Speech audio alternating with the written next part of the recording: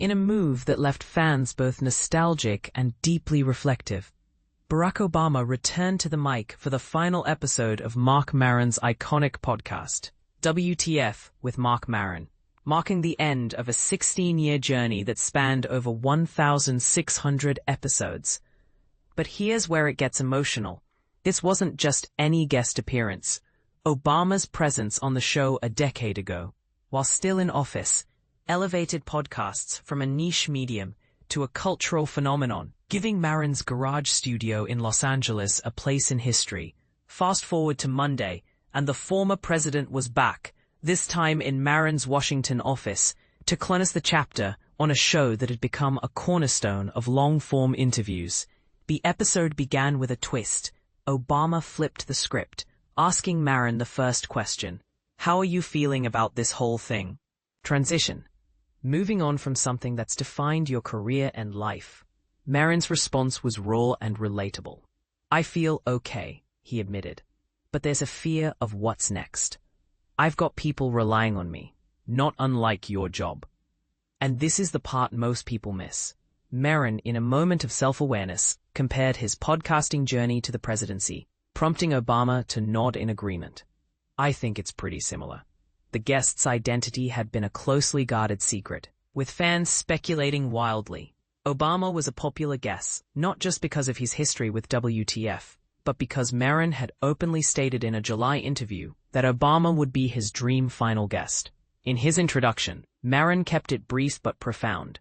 "A guest we needed was singular, someone who could reflect on this ending, but also on how we navigate this terrifying world." But here's where it gets controversial. When Maron asked Obama for advice on moving on from life's biggest job, the former president's response was surprisingly simple yet profound. "Don't rush into the next thing," Obama urged. "Take a beat. Look back with satisfaction." Is this advice we all need in a world that glorifies constant hustle? Or does it romanticize pausing in a society that demands productivity?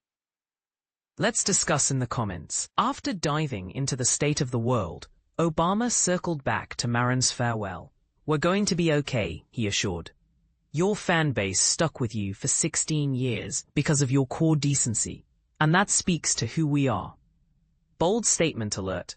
Obama essentially credited Maron's authenticity for the show's success, a reminder that in a world of curated content, realness still resonates. Maron, ever the pragmatist, had already delivered his sentimental goodbye in the penultimate episode, telling listeners, "I'm grateful to have been part of your lives. We've been through breakups, death, cats, the world." The final episode, number 1686, was a full-circle moment for a show that began in 2009 as a raw, garage-based outlet for Maron to work through his issues with fellow comedians.